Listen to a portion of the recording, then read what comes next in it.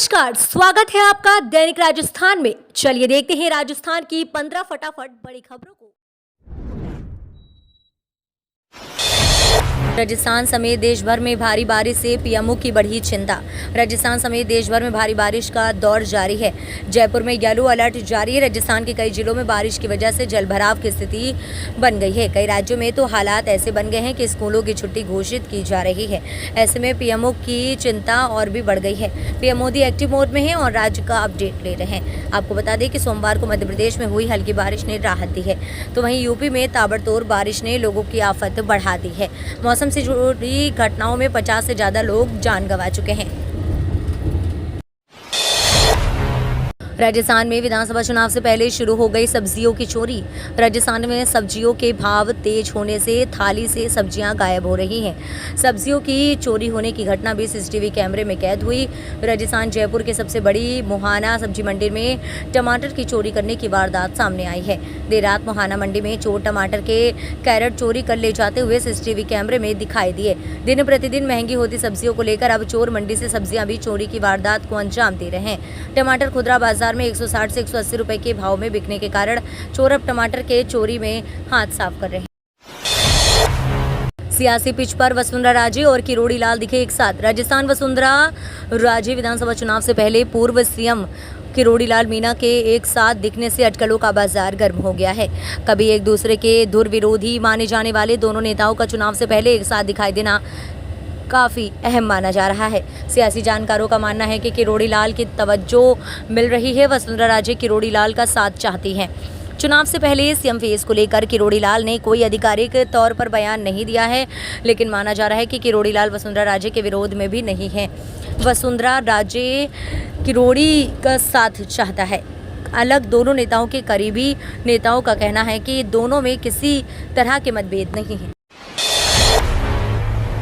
राजस्थान लोक सेवा आयोग में 140 पदों पर भर्ती। राजस्थान लोक सेवा आयोग ने जूनियर लीगल ऑफिसर के पदों पर भर्ती के लिए आवेदन आमंत्रित किए हैं। इन पदों के लिए आवेदन प्रक्रिया कल 10 जुलाई से शुरू हुए। इच्छुक अभ्यर्थी ऑफिशियल वेबसाइट पर जाकर आवेदन कर सकते हैं। आरपीएससी की इस भर्ती में आवेदन की अंतिम तिथि 9 अगस्त 2023 से आरपीएससी जेएलओ भर्ती परीक्षा का आयोजन अक्टूबर 2023 में किया जाना है। चुनाव से पहले बीजेपी ने बनाया धांसू प्लान। बीजेपी के 39 अल्पकालिक विस्तारक राजस्थान, मध्य प्रदेश और छत्तीसगढ़ में पार्टी की रणनीति को धरातल पर उतारेगी। विधानसभा चुनावों को देखते हुए पार्टी के शीर्ष नेतृत्व ने इन्हें चुनाव वाले राज्यों में तैनात करने का निर्णय लिया है। इन अल्पकालिक विस्तारकों का चयन 1 महीने के विशेष प्रशिक्षण के बाद तैयार 100 लोगों में से किया गया है। अब इन्हें प्राथमिकता के आधार पर जल्द ही मध्य प्रदेश, राजस्थान या छत्तीसगढ़ में तैनाती की जाएगी। इन पर विधानसभा चुनाव के प्रत्याशी चयन को लेकर ग्राउंड रिपोर्ट देने के साथ ही पार्टी के प्रचार अभियान को सफलतापूर्वक संचालित करने का जिम्मा भी होगा। हाल ही में भोपाल में आयोजित हुए प्रधानमंत्री नरेंद्र मोदी के संवाद कार्यक्रम में भी ये अल्पकालिक विस्तारक मौजूद रहे। राजस्थान में बीजेपी का चेहरा कौन? राजस्थान में विधानसभा चुनाव साल के अंत में होने वाले हैं। गहलोत पायलट के बीच सुलह हो गई है। बीजेपी के सामने भी एक बड़ी चुनौती है, क्योंकि राजस्थान में वसुंधरा राजे से बड़ा कोई चेहरा बीजेपी के पास नहीं है। राजस्थान चुनाव में वसुंधरा राजे लगाएंगी बीजेपी का बेड़ा पार, लेकिन राजे गुट के सामने शेखावत गुट को साधना बड़ी चुनौती है। बीजेपी आलाकमान का वसुंधरा राजे के प्रति सॉफ्ट कॉर्नर है। राजनीतिक विश्लेषकों का तर्क है कि हाल ही में हुई अमित शाह की रैली से ऐसे संकेत मिले हैं, लेकिन केंद्रीय मंत्री गजेंद्र सिंह शेखावत ने फिर कहा कि विधानसभा चुनाव पीएम मोदी के चेहरे पर ही लड़ा जाएगा। फल एवं मसाला बगीचे की स्थापना के लिए मिलेगा अनुदान। प्रदेश के किसानों को फल एवं मसाला बगीचे की स्थापना पर अनुदान मिलेगा। मुख्यमंत्री अशोक गहलोत ने अनुदान के लिए 23.79 करोड़ रुपए के वित्तीय प्रस्ताव को स्वीकृति प्रदान कर दी है। आपको बता दें, इस निर्णय से किसानों को फल एवं मसाला बगीचे लगाने के लिए प्रोत्साहन मिलेगा। वर्ष 2023-24 में 7,609 हेक्टेयर क्षेत्र में फल बगीचे के लिए 22.40 करोड़ रुपए तथा 2,527 हेक्टेयर क्षेत्र में मसाला बगीचे के लिए 1.39 करोड़ रुपए का अनुदान दिया जाएगा। लाभार्थी संवाद में आज 11 जुलाई को मुख्यमंत्री गहलोत करेंगे पेंशन राशि ट्रांसफर। मुख्यमंत्री अशोक गहलोत 50 लाख से अधिक लाभार्थियों के बैंक खातों में मई एवं जून माह के पेंशन के रूप में 1005 करोड़ से अधिक की राशि डायरेक्ट बेनिफिट ट्रांसफर करेंगे। मुख्यमंत्री आवास पर आज मंगलवार दोपहर 12 बजे वीडियो कॉन्फ्रेंस के माध्यम से आयोजित किए जाने वाले इस कार्यक्रम में गहलोत लाभार्थियों से संवाद भी करेंगे। प्रदेश के सभी जिलों में भी जिला स्तरीय लाभार्थी संवाद कार्यक्रम में आयोजित किए जाएंगे और वे वीडियो कॉन्फ्रेंस के जरिए राज्य स्तरीय संवाद कार्यक्रम से संगठन जल्द लेगा फैसले, नियुक्तियों का दौर होगा शुरू। राजस्थान विधानसभा चुनाव को लेकर दिल्ली में हुई बैठक के बाद संगठन से जुड़े फैसले जल्द होंगे। माना जा रहा है कि जुलाई में कांग्रेस अपने संगठनात्मक नियुक्तियों के काम को पूरा कर लेगी। उसके बाद चुनाव से संबंधित कमेटियों का गठन कर दिया जाएगा। इन कमेटियों के अलावा प्रदेश कांग्रेस में 2 कार्यकारी अध्यक्ष भी बनाए जा सकते हैं। कांग्रेस में इसके लिए होमवर्क भी शुरू हो गया है। जिन प्रमुख कमेटियों का गठन किया जाएगा उनमें प्रदेश कांग्रेस चुनाव समिति, चुनाव प्रचार अभियान समिति और घोषणा पत्र समिति शामिल है। इनमें सचिन पायलट, हरीश चौधरी, रघुवीर मीणा, नीरज डांगी सहित कुछ अन्य नेताओं को मुख्य कमान दिए जाने की संभावना है। टमाटर, हरी मिर्च के बाद अब दालों में उबाल, सरकारी प्रयास विफल।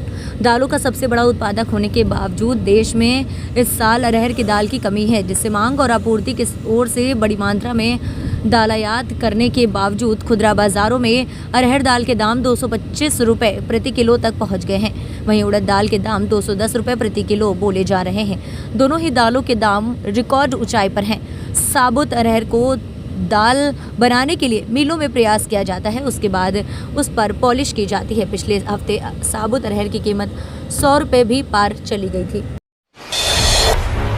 किरोड़ी लाल मीणा बोले, आरएस परीक्षा के इंटरव्यू पर रोक लगाए सीएम गहलोत।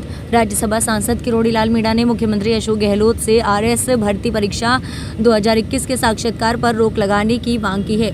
मीणा ने भाजपा कार्यालय पर प्रेस वार्ता में आरोप लगाया है कि आरएसएस भर्ती परीक्षा में अनियमितताएं बरती गई हैं। उन्होंने मांग की है कि आरएसएस 2018 और 2021 के मुख्यमंत्री को सीबीआई से जांच करानी चाहिए। उन्होंने आरोप लगाया है कि आरपीएससी चेयरमैन ने ओटीएस से सेवानिवृत्त एक व्यक्ति को इसका हेड कोऑर्डिनेटर बनाया है। इनके पास मुख्य परीक्षा के पेपर तृतीय लोक प्रशासन विषय के यूनिट 2 की चार्ज करवाने की जिम्मेदारी थी। कच्चा तेल $75, पेट्रोल डीजल में बनी हुई है शांति। कच्चा तेल में उतार चढ़ाव के बीच इसके दाम एक बार फिर $75 प्रति बैरल के ऊपर चले गए हैं। ब्रेंट फूड की कीमत $78.38 प्रति बैरल और WTI क्रूड की कीमत $73.72 प्रति बैरल हो गई है। हालांकि सरकारी तेल कंपनियों ने सोमवार को पेट्रोल डीजल के दामों में कोई बदलाव नहीं किया है। पिछले 1 साल से पेट्रोल और डीजल के दामों में कोई उतार चढ़ाव नहीं देखा गया है। आखिरी बार पेट्रोल डीजल की कीमतों में राष्ट्रीय स्तर पर बदलाव 21 मई 2022 को किया गया था।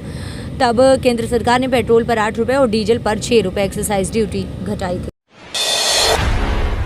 अब परिवहन विभाग ही करेगा सभी ऑटोमेटेड ड्राइविंग ट्रैक का संचालन।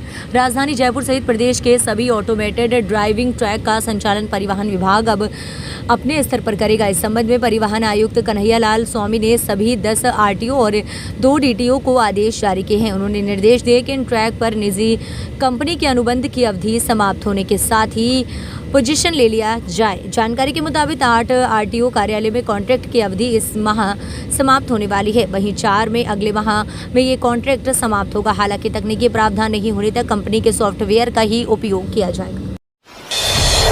अब एक कॉल से मिलेगा बीमारू पशु को इलाज। किसान और पशुपालकों के लिए अच्छी खबर है। अब गौवंश और अन्य पशुओं के बीमार होने पर केवल एक कॉल पर घर बैठे उनका इलाज करवा सकेंगे। जयपुर सहित प्रदेश में पशुपालन निदेशालय मोबाइल वेटरनरी यूनिट शुरू करेगा, जो घर घर जाकर पशुओं का इलाज करेगी। इसके लिए 55 करोड़ रुपए में 536 व्हीकल की खरीद की जा रही है। विभाग की ओर से किए गए टेंडर के बाद सोमवार को एक व्हीकल निदेशालय पहुंचा है। यूनिट में दवा के साथ ही पशुओं का टीकाकरण, उनका गर्भाधान, गोबर, मूत्र और खून के परीक्षण की सुविधा भी होगी। ब्रह्मा शक्ति महाकुंभ 16 को भगवान परशुराम की प्रतिमा का होगा अनावरण। युवा ब्रह्मा शक्ति मेवाड़ की ओर से आगामी 16 जुलाई को राजसंबत के कांकरौली में ब्रह्मा शक्ति महाकुंभ का आयोजन होने जा रहा है। ब्रह्मा शक्ति के राष्ट्रीय प्रचारक एस के शर्मा ने बताया कि सुबह 11 बजे द्वारिकाधीश मंदिर से 11,000 कलश के साथ भव्य शोभा यात्रा प्रारंभ होकर धोइंदा चौराहा पर समाप्त होगा, जहां भगवान परशुराम की मूर्ति का अनावरण होगा। इसके बाद महासभा होगी, जिसमें पूरे देश से, भारत से, ब्रह्मांड ब्राह्मण, प्रबुद्धजन और संत महर्षि की मौजूदगी में लाखों की संख्या में सकल ब्राह्मण एकत्रित होंगे।